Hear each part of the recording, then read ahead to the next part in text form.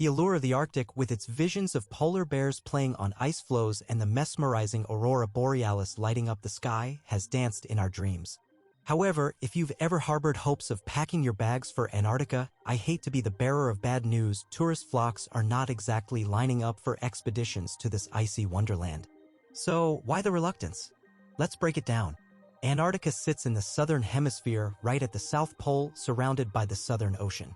This icy expanse, dominated by glaciers and ice fields, ranks among the most secluded and frigid spots on our planet. Have you ever met someone who's casually recounted their adventures in Antarctica? Probably not. It's an uncharted territory for most, with only a fortunate few having ventured into its heart. Now, why the hesitation? Firstly, Antarctica's environment is incredibly delicate, susceptible to damage from even the most well-meaning visitors. Add to this the absence of any native human population, and your expedition might feel like a journey to an uninhabited island. Oh, and did I mention it's one of the priciest destinations out there? But wait, you might ask, why can't we just pack our bags and go? Enter the Antarctic Treaty, an international agreement designed to prevent any unwanted activities on the continent. This treaty not only safeguards Antarctica from certain forms of testing, but also upholds the principle that the region should be used for peaceful purposes only. Yet, it's not just about keeping people out. Antarctica is a stronghold for a unique ecosystem, a delicate web of life that we're only beginning to comprehend. The treaty mandates that human activities should not jeopardize this pristine environment, ensuring that the frozen landscape remains untouched by anything that could disturb its delicate balance. So, while Antarctica might not be guarded like an impenetrable fortress, it is protected by a shared commitment to its conservation. And as scientists continue to unravel its mysteries, our responsibility to safeguard this icy sanctuary becomes ever more crucial. Captain James Cook achieved the distinction of being the first to cross the Antarctic Circle on January 17, 1773, in the Ross Sea region. Although he reached a point further north a year later, he didn't spot land. However, he came within 50 miles and observed deposits of rock embedded in icebergs, indicating the existence of a more southerly land. The first confirmed sighting of Antarctica is widely attributed to January 1820 during the voyage of two ships under the command of Captain Fabian Gottlieb von Bellingshausen. This marked the first crossing of the Antarctic Circle since Cook. The undisputed landing on Antarctica occurred later, on January 24, 1895, at Cape Adare during the whaling voyage of the ship Antarctic led by Henrik Bull. A small boat, possibly carrying 6 or 7 men, rowed ashore under calm conditions. Believe it or not, Antarctica is technically a desert. Despite the vast ice, it doesn't align with the typical desert imagery of camels and cacti. The defining feature of a desert is the lack of precipitation, not necessarily sand dunes and scorching heat. In Antarctica, the average rainfall in the past 30 years has been just over 0.4 inches, a stark contrast to our usual notions of deserts. So, if you ever find yourself lost in Antarctica, you won't have to fret about finding water.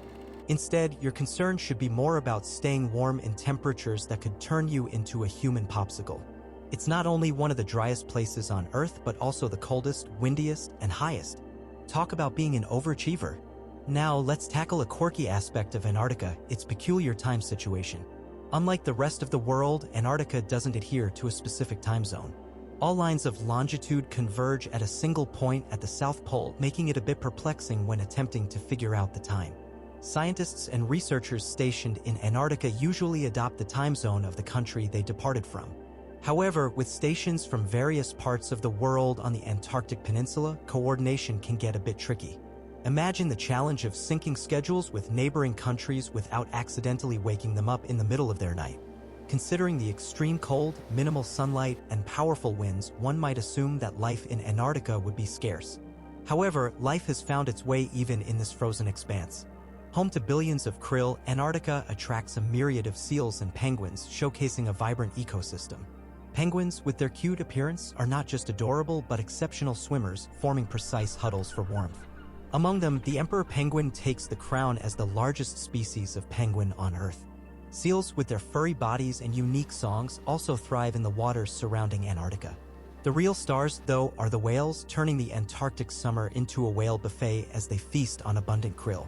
In conclusion, Antarctica, with its awe-inspiring landscapes and fascinating wildlife, remains a distant dream for most but a realm of wonder for those fortunate enough to explore its icy realms. If this journey through the mysteries of Antarctica has piqued your curiosity, give the video a thumbs up and share it with your friends. And for more intriguing explorations, click on these videos and stay on the bright side. Yet when he didn't set eyes on the actual land, evidence in the form of rock deposits embedded in icebergs hinted at the existence of a more southerly land. The inaugural sighting of Antarctica is commonly attributed to January 1820 during the expedition led by Captain Fabian Gottlieb von Bellingshausen. As part of a 2-year exploratory mission circling the globe in search of new lands, his ships marked the first return to the Antarctic Circle since Cook's time. However, the first unequivocal landing on Antarctica unfolded later, on January 24, 1895, at Cape Adare. This historic moment occurred during the whaling voyage of the ship Antarctic, helmed by Henrik Bull. A small boat carrying 6 or possibly 7 men successfully navigated ashore during calm conditions. Now, here's a tidbit that might surprise you. Antarctica, despite all its icy grandeur, is technically a desert. While we often associate deserts with camels, cacti, and the struggle to find water, Antarctica offers a different kind of challenge. The struggle isn't to find water, it's to find anything not blanketed in ice. Over the past 30 years, the average rainfall has barely exceeded 0.4 inches, just a smattering compared to our conventional notions of precipitation. So, in Antarctica, it's not the rolling dunes or scorching heat that define a desert, but rather the scarcity of precipitation. If, by some twist of fate, you find yourself lost in this frozen expanse, you won't have to fret about quenching your thirst. Not only is Antarctica one of the driest places on Earth, but it's also the coldest, windiest, and highest. Talk about overachieving. If you ever find yourself there, make sure to bring a jacket and mittens because it's cold enough to turn you into a popsicle. Now, let's talk about time in Antarctica. Unlike the rest of us, there's no specific Antarctica time zone.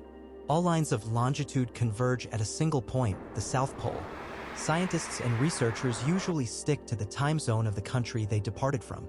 However, with stations from all over the world on the Antarctic Peninsula, coordinating activities can get a bit tricky. Imagine trying to sync up with your neighboring countries without accidentally waking them up in the middle of the night. Now, you might think that not much could survive in a place with extreme cold, minimal sunlight, and winds that could sweep you away faster than a tumbleweed. But surprise! Life has found a way in Antarctica. It's buzzing with activity, home to billions of krill that attract seals and more penguins than you can shake a fish at. Penguins, despite their cute appearance, are incredible swimmers with streamlined bodies. They may look like they come ashore just to breed and chill, but their real talent lies in stealing pebbles from each other and forming mathematically precise huddles to stay warm. Antarctica is also home to the emperor penguin, the largest penguin species on Earth. Let's not forget the seals with their furry bodies and unique songs. Protected by the Antarctic Treaty, these marine mammals thrive in the cool waters of the Southern Ocean. However, the real stars of the show are the whales. During the Antarctic summer, these enormous creatures show up in droves to feast on the abundant krill. It's like a whale buffet down there. And that's a wrap for today. If your curiosity is satisfied, give the video a like, share it with your friends, or if you want more, just click on these videos and stay on the bright side.